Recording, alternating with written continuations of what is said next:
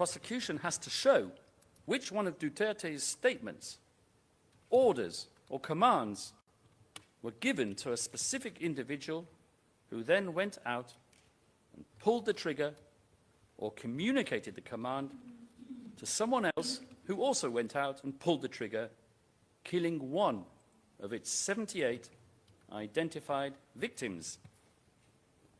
That would have been the classical way to prove a causal link between stuff that came out of Rodrigo Duterte's mouth and the deaths pertinent to the case. For the most trusted source of news and information, visit our website at www.bomboradio.com. Follow us on Bombo Radio mobile app, Facebook, YouTube, TikTok, and X, formerly Twitter.